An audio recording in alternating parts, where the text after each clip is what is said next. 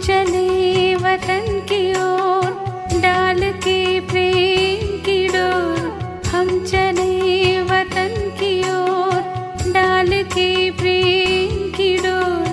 बाबा खींच रहा है आज सहज ही अपनी। ஓம் சாந்தி 12/1/1984 அவ்யக்த பாப்தாதாவின் மகா வாக்கியம். தலைப்பு: எப்பொழுதும் சக்திசாலியாக யோசியுங்கள் மற்றும் வர்ணனை செய்யுங்கள். இன்று சப்தத்திலிருந்து விலகியிருக்கும் தந்தை அனைத்து குழந்தைகளையும் சப்தத்திலிருந்து விலகிய நிலைக்கு அழைத்து செல்வதற்காக சப்தம் நிறைந்த உலகத்தில் வந்திருக்கிறார்.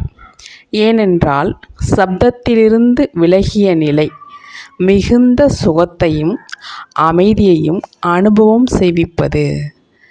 சப்தத்திலிருந்து விலகிய சிரேஷ்ட நிலையில் நிலைத்திருப்பதினால் எப்பொழுதும் தன்னை தந்தைக்கு சமமான சம்பன்ன நிலையில் அனுபவம் செய்வார்கள். இன்றைய மனிதர்கள் சப்தத்திலிருந்து விலகிய உண்மையான அமைதிக்காக அநேக விதமான முயற்சி செய்து கொண்டே இருக்கிறார்கள். எத்தனை வழிமுறைகளை கடைபிடித்து கொண்டே இருக்கிறார்கள். ஆனால் நீங்கள் அனைவரும் அமைதிக் கடலின் குழந்தைகள். அமைதி சொரூபமாக மாஸ்டர் அமைதிக் கடலாக இருக்கிறீர்கள். ஒரு நொடியில் தன்னுடைய அமைதி சொரூபத்தின் நிலையில் நிலைத்து விடுகிறீர்கள். அந்த மாதிரி நீங்கள் அனுபவிகள்தான் இல்லையா? ஒரு நொடியில் சப்தத்தில் வருவது, மேலும் ஒரு நொடியில் சப்தத்திலிருந்து விலகி தனது இயற்கையான குணமாகிய அமைதியில் நிலைத்து விடுவது என்று அந்த மாதிரி பயிற்சி இருக்கிறதா? நீங்கள் இந்த கர்ம இந்திரியங்களின் எஜமானன்தான் இல்லையா?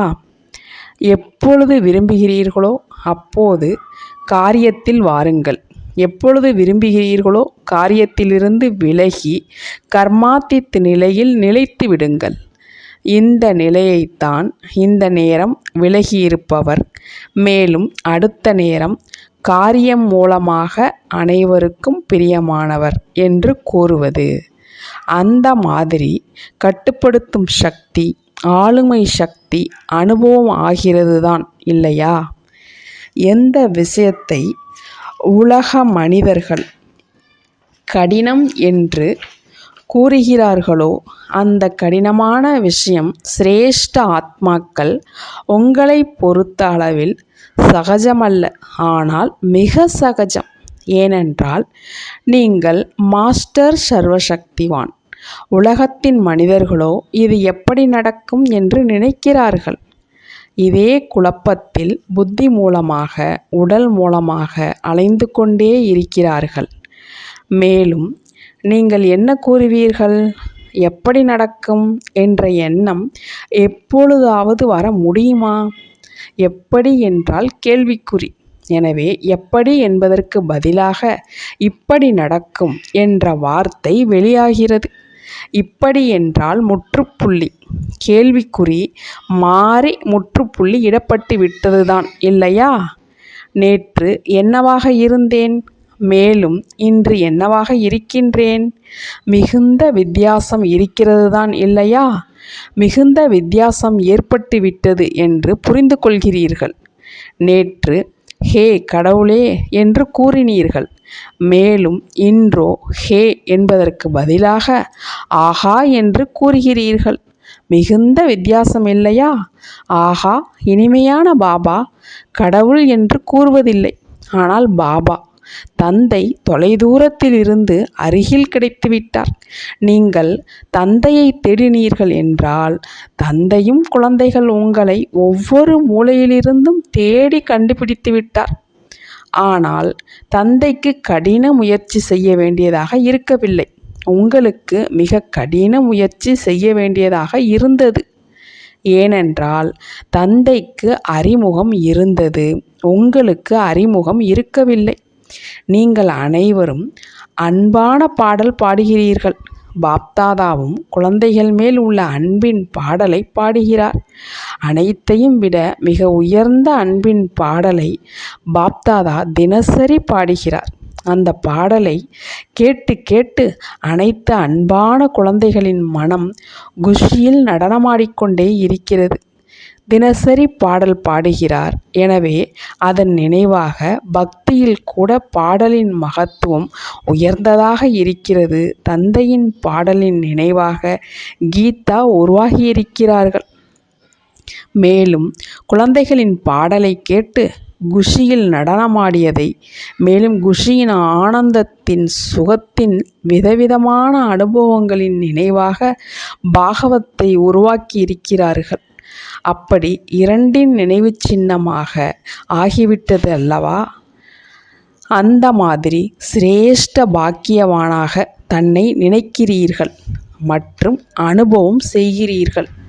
புரிந்து கொள்பவர்கள் அநேகர் இருப்பார்கள், ஆனால் அனுபவம் செய்பவர்கள் கோடியில் சிலர் இருக்கிறார்கள்.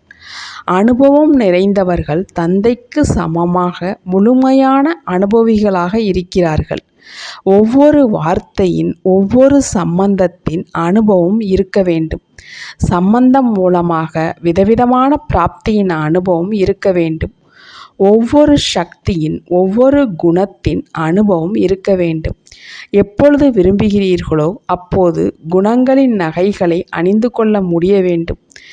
இந்த அனைத்து குணங்களும் வகை வகையான நகைகள். எப்படி நேரமோ எப்படி இடமோ அப்படி குணங்களின் நகைகளால் தன்னை அலங்காரம் செய்து கொள்ள முடியும். தனக்காக மட்டுமின்றி ஆனால் மற்றவர்களுக்கும் குணங்களின் தானம் செய்ய முடியும். ஞான தானத்தின் கூடவே குணதானத்திற்கு மிகுந்த மகத்துவம் இருக்கிறது. குணங்களின் மகாதானி ஆத்மா ஒருபொழுதும் யாருடைய அவகுணத்தை பார்த்து தாரணை செய்ய மாட்டார். யாருடைய அவகுணத்தின் தீய சேர்க்கையில் வரமாட்டார். அதற்கும் மேலாக குணதானம் மூலமாக மற்றவர்களின் அவகுணத்தை குணத்தில் பரிவர்த்தனை செய்து விடுவார்.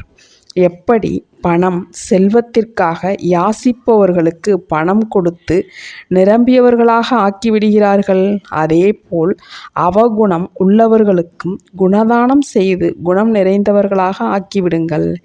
எப்படி யோகதானம், சக்திகளின் தானம், சேவையின் தானம் பிரசித்தியாக இருக்கிறது, அதேபோல் குணதானமும் விசேஷ தானம். குணதானம் மூலமாக ஆத்மாவில் ஊக்க உற்சாகத்தின் ஜொலிப்பை அனுபவம் செய்விக்க முடியும். எனவே அந்த மாதிரி அனைத்து மகாதானியாக, அதாவது அனுபவம் நிறைந்தவராகி இருக்கிறீர்களா? இன்று விசேஷமாக இரட்டை வெளிநாட்டு குழந்தைகளை சந்திப்பதற்காக வந்திருக்கிறோம். இரட்டை வெளிநாட்டு குழந்தைகளின் விசேஷத்தையோ பாப்தாதா கூறியிருக்கிறார். இருந்தாலும் இரட்டை வெளிநாட்டு குழந்தைகளை பாப்தாதா தொலைநோக்கு பார்வையுடைய புத்தியுள்ள குழந்தைகள் என்று கூறுகிறார். தூரமாக இருந்த போதிலும் புத்தியின் மூலமாக தந்தையை தெரிந்து அதிகாரி ஆகிவிட்டார்கள். அந்த மாதிரி தொலைநோக்கு பார்வை நிறைந்த புத்தியுள்ள குழந்தைகள் மேல் விசேஷத்திற்கு ஏற்றபடி பாப்தாதாவிற்கு விசேஷ அன்பு இருக்கிறது. நீங்கள் அனைவரும் விட்டில் பூச்சியாகி அவரவர்களின் தேசத்தில் இருந்து பறந்து பறந்து வந்து ஜோதி மேல் விழுந்து எரிந்து போபவர்களா அல்லது சிலர் சுற்றி வருபவர்களாக மட்டும் இருக்கிறீர்களா? எரிவது என்றால் சமமாக ஆவது. நீங்கள் எரிபவர்களாக அல்லது சுற்றி வருபவர்களா? அதிகமான எண்ணிக்கையில் எதில் இருக்கிறது? நீங்கள் யாராக இருந்தாலும் எப்படியாக இருந்தாலும் கூட பாப்தாதாவிற்கு விருப்பமானவர்கள். இருந்தும் எவ்வளவு கடின முயற்சி செய்து வந்து சேர்ந்து விட்டீர்கள் இல்லையா? எனவே நான் தந்தையுடையவன், மேலும் நிரந்தரமாக தந்தையுடையவனாகவே இருப்பேன் என்று தனக்குத்தானே புரிய வையுங்கள்.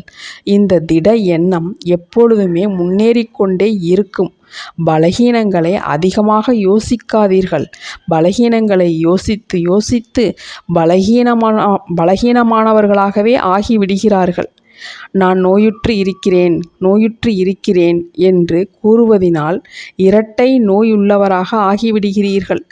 நான் அந்த அளவு சக்திசாலியாக இல்லை, என்னுடைய யோகா அந்தளவு நல்லதாக இல்லை, என்னுடைய சேவை அந்தளவு நல்லதாக இல்லை என்று கூறுகிறார்கள்.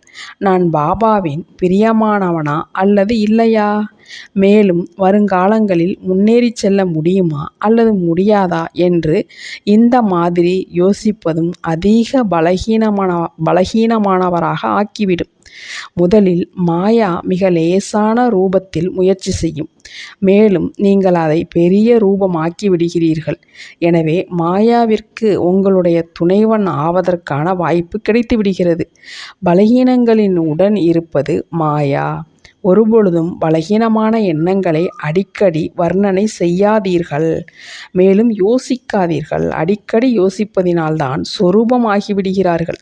எனவே எப்பொழுதுமே நான் பாபாவின் குழந்தை ஆகவில்லை என்றால் வேறு யார்தான் ஆவார்கள்? நானேதான் இருந்தேன், மேலும் நானேதான் எப்பொழுதும் இருக்கிறேன். ஒவ்வொரு கல்பத்திலும் நான் தான் இந்த மாதிரி ஆவேன். இந்த எண்ணம் ஆரோக்கியமானவராக மாயாவை வென்றவராக ஆக்கிவிடும். பலகீனம் பின்னால் வருகிறது. நீங்கள் அதை தெரிந்து கொள்ளாமல் சத்தியம் என்று நினைத்து விடுகிறீர்கள். பிறகு மாயா உங்களை தன்னுடையவராக ஆக்கிவிடுகிறது. எப்படி சீதாவின் நாடகத்தில் காண்பிக்கிறார்கள் இல்லையா? வந்திருப்பவர் யாசிப்பவராக இல்லை, ஆனால் சீத்தை யாசிப்பவன் என்று நினைத்து விட்டார். அவனோ முயற்சி செய்வதற்காக மட்டும் வந்தான். மேலும் அவனை உண்மையானவன் என்று இவர் நினைத்தார். எனவே அவன் உங்களுடைய வெகுளித்தனத்தை பார்த்து உங்களை தன்னுடையவனாக ஆக்கிவிடுகிறான். நான் அப்படிப்பட்டவன்தான் என்று அந்த மாதிரி செய்து செய்து மாயா தன்னுடைய ஸ்தானத்தை உருவாக்கிவிடுகிறது. நீங்கள் அந்த மாதிரி பலகீனமானவர் இல்லை, சக்திசாலியானவர், மாஸ்டர் சர்வசக்திவான், பாப்தாதாவால் தேர்ந்தெடுக்கப்பட்ட கோடியில் ஒருவர். அந்த மாதிரியானவர் பலகீனமானவராக எப்படி ஆக முடியும்? அந்த மாதிரி யோசிப்பது மாயாவிற்கு இடம் கொடுப்பது. இடம் கொடுத்து பிறகு இவனை வெளியேற்றுங்கள் என்று கூறுகிறீர்கள். ஏன் இடம் கொடுக்கிறீர்கள்? யாரும் பலகீனமானவர் இல்லை. நீங்கள் அனைவருமே மாஸ்டர்கள். நீங்கள் சதா காலம் மிகுந்த வீரம் நிறைந்தவர்கள், சதா காலம் மகாவீராவீர்கள். இதே உயர்ந்த எண்ணத்தை வையுங்கள். எப்பொழுதும் தந்தையின் துணையில் இருக்கிறீர்கள். எங்கு தந்தை துணைவனாக இருக்கிறாரோ அங்கு மாயா துணைவனாக ஆக முடியாது. மதுபனிற்கு எதற்காக வந்திருக்கிறீர்கள்? மாயாவை விடுவதற்காக. மதுபன் மகா யஞ்ஞம் இல்லையா? அந்த மாதிரி யாகத்தில் ஸ்வாகா செய்வதற்காக வந்திருக்கிறீர்கள் இல்லையா? ஆனால் பாப்தாதா கூறுகிறார், நீங்கள் அனைவரும் உங்களுடைய விஜய் அஷ்டமி ஆவதற்காக வந்திருக்கிறீர்கள். வெற்றி திலகம் இடும் விழாவையும் கொண்டாடுவதற்காக வந்திருக்கிறீர்கள். வெற்றியாளராகி பிறகு வெற்றி திலகம் இடும் விழாவை கொண்டாட வந்திருக்கிறீர்கள் இல்லையா? ஆமாம் பாபா, அப்படியே காப்பி செய்வதில் அனைவரும் மிகுந்த புத்திசாலிகள். இதுவும் குணம்தான். இங்கேயே தந்தையை காப்பிதான் செய்ய வேண்டும். பின்பற்றி நடப்பது என்றால் காப்பி செய்வது. இதுவோ சுலபம்தான் இல்லையா? நீங்கள் உங்களுடைய தேசத்தை விட்டுவிட்டு வந்திருக்கிறீர்கள் என்றால் பாப்தாதாவும் தன்னுடைய தேசத்தை விட்டுவிட்டு வருகிறார். பாப்தாதாவிற்கு குடும்பம் இல்லையா என்ன? முழு உலக காரியத்தை விட்டுவிட்டு இங்கு வருகிறார். உலகத்தின் குடும்பம் தந்தையின் குடும்பம்தான் இல்லையா? தந்தைக்காகத்தானே அனைத்து குழந்தைகளும் இருக்கிறார்கள். அஞ்சலியும் அனைவருக்காகவும் கொடுக்க வேண்டும். ஆஸ்தி கொடுக்கவில்லை, அஞ்சலியையோ கொடுக்கிறார் இல்லையா? நல்லது.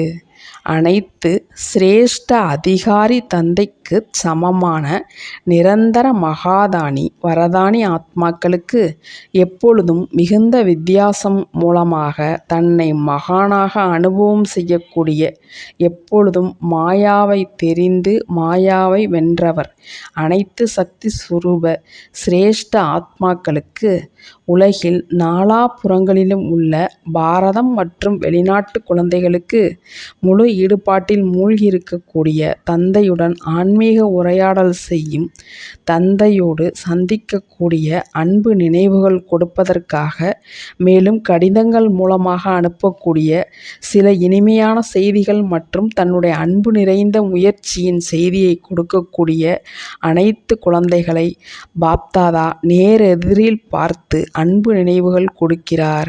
கூடவே விட்டில் பூச்சியாக ஜோதி மேல் விழுந்து எரியக்கூடிய, அதாவது ஒவ்வொரு அடியில் தந்தையின் சமமாக ஆகக்கூடிய குழந்தைகளுக்கு சிநேகம் நிரம்பிய அன்பு நினைவுகள் மற்றும் நமஸ்காரம். வரதானம்: சேவையின் பங்கை செய்து கொண்டே அந்த பங்கிலிருந்து விலகி மற்றும் தந்தையின் பிரியமானவராக இருக்கும் சகஜ யோகி ஆகுக. சில குழந்தைகள் யோகா சில நேரம் செய்ய முடிகிறது, மேலும் சில நேரம் முடிவதில்லை என்று கூறுகிறார்கள். இதற்கான காரணம் விலகியிருக்கும் தன்மையின் குறைவு. விலகி இருப்பவராக ஆகாத காரணத்தினால் அன்பின் அனுபவம் ஆவதில்லை. மேலும் எங்கு அன்பு இல்லையோ அங்கு நினைவு இல்லை. எவ்வளவு அதிக அன்போ அந்தளவு சகஜ நினைவு. எனவே தந்தையின் ஆதாரத்தில் பங்கை செய்யாதீர்கள். சேவையின் சம்பந்தத்தில் பங்கை செய்தீர்களென்றால்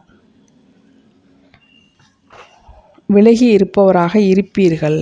தாமரை மலருக்கு சமமான பழைய உலகத்தின் சூழ்நிலையிலிருந்து விலகியவராக மற்றும் தந்தையின் பிரியமானவராக ஆனீர்கள் என்றால் சகயோகி ஆகிவிடுவீர்கள்.